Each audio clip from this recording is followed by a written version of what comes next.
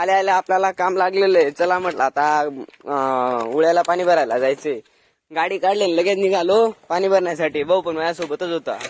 चला आता आपण इथं आलेलो आहे. आता मोटर वगैरे चालू करून घ्यायची. थोड्या आहेत बघितलं तर इकडे पाईपच लावलेला नव्हता. पाईप होता घराकडे पाणी जाण्यासाठी. मग आता इथून खोलून तिकडे लावून घ्यायचं आहे आणि लगेचच उळ्याला पाणी भरायला जायचंय.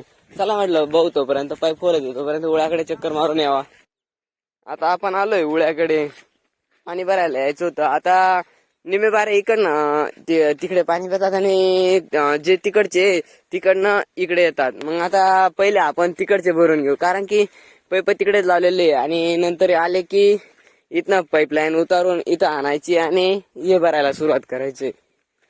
चला म्हटलं तोपर्यंत आपण पाईप वगैरे जोडून घेऊ.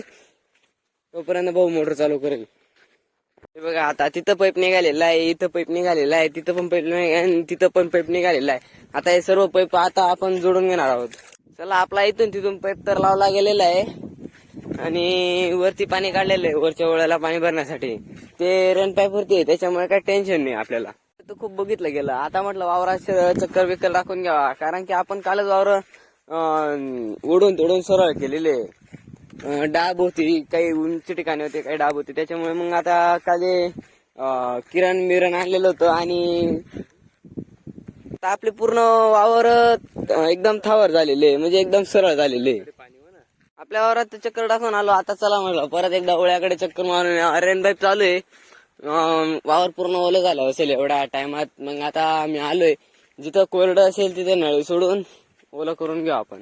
आपल्या ओळ्याने मान टाकायला सुरुवात करून दिलेली. बरं झालं आपण लवकरच पाणी सोडून दिलं. आता पाणी सोडायला सुरुवात केलेली केव्हाची. आता पूर्ण भिजून ओके झालेलं असेल. काही ठिकाणी अशा प्रकारे कोरडं होतं तिथं पण आपण नळीची गाठ सोडून ओलं करून देऊ.